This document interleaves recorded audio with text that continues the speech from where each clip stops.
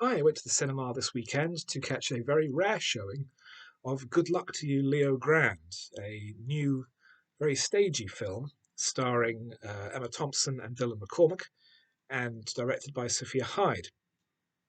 It's the story of a middle aged widow, married for 31 years, her husband died 2 years earlier, who's hired the services of a male sex worker for an evening because during her 30 years of marriage, she has been sexually very unfulfilled. Sex was a mechanical process that her husband barely tolerated. And she feels that she wants to try and experience something of what she's missing. In particular, she mentions that she's never had an orgasm. So, as she and her escort talk and discuss and work up to having sex, we get to understand more about the two characters, about their lives, and about their contrasting attitudes to life. I thought this was a really, really fine film. As I say, it's very stagey. It's constructed as four scenes. It takes place almost entirely in a single hotel. There's very brief shots at the start and end outside it. Almost the entire film is set in a single room. And apart from the two main characters, there's only one other character who has more than a single line of dialogue in the film's final scene.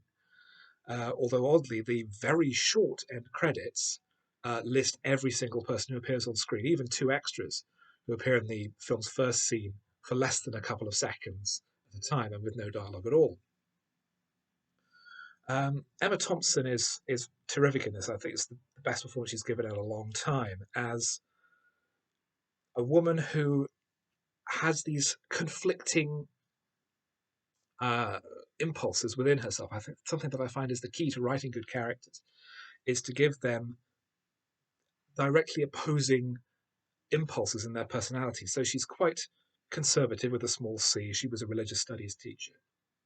But she's also trying to break out of her mundane life into this daring choice to hire a sex worker. We find out some more background to Leo as well, particularly the fact that, of course, Leo is not his real name. With his relationship with his family and his background and his choice to go into sex work. Um, a lot there's a lot of discussion of the nature of sex work itself, mostly from, of course, a male point of view, but there is discussion that female sex workers are more vulnerable, and Leo knows female sex workers who have been put in greater danger and is sympathetic to that, of course. Um, but the attitudes towards sex and intimacy, and even the relationships between Leo and Nancy and their own families and how they can and can't talk about things, I think is particularly well drawn and particularly naturalistic. Um, it's a film anchored by two extremely good central performances. I thought Katy Brand's script was extremely good, strangely credited as written and created by Katy Brand, as though it was some long term ongoing project. Um,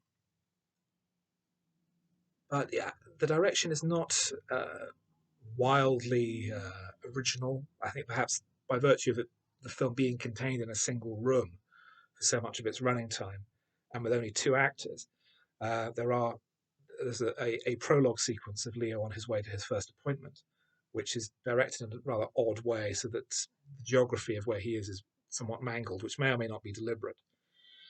But in general, I thought this was an extremely well written, well performed story. Um, a fascinating insight into interesting people, and I would recommend it very highly.